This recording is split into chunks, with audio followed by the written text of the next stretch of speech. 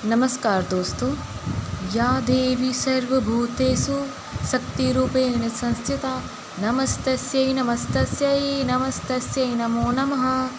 तो आइए मैं आपको आज बताती हूँ कि अखंड ज्योत जलाने के क्या नियम हैं और इसे किस प्रकार जलाएं कि ये 9 दिनों तक हमारे दीपक जलता रहे।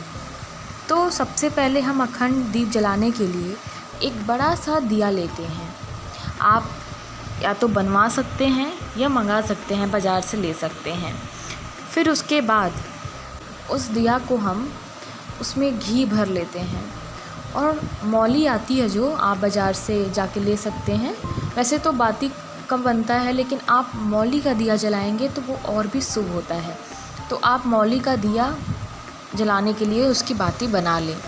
उसके बाद फिर हम दिया को रखने का एक स्थान बनाएंगे, जैसे एक लकड़ी का कोई भी स्थान हो या कोई थाली हो पूजा वाली, उसमें हम चावल को पहले रख लेते हैं। आप उस चावल को पीले रंग में कलर कर लीजिए, फिर उस चावल को रख दीजिए और उसी पे आप दीपक रख दीजिए। अगर आपको और भी कुछ करना है तो आप उस चावल से रंगोली बना सकते हैं। उसके बाद आप उस पर दिया रख दीजिए।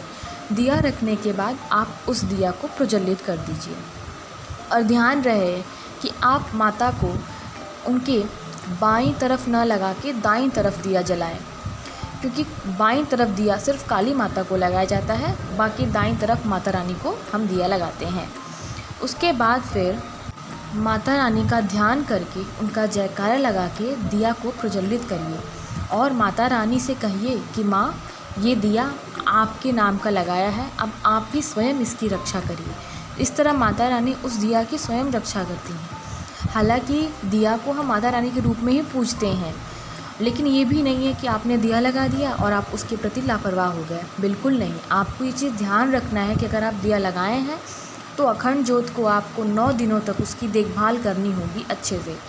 आप किसी न किसी को वहाँ हमेशा बैठाए रखिए और 9 दिनों तक आपके जितने भी ज़रूरी काम क्यों ना हो, आप उनको समय से ख़त्म करके अपने घर पे रहिए।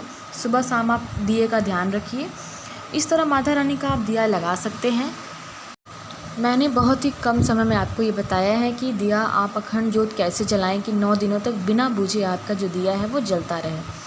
हालांकि नवरात्रि में सबसे पहले ये करते हैं, तो आप सर्वप्रथम इसकी व्यवस्था कर लें, उसके बाद ही नवरात्रि में कुछ और काम करें।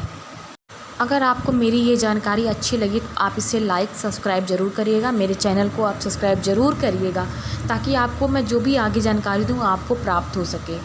तो इस तरह आप नवरात्रि में माँ की पूजा करिए। जय माँ दुर्गा।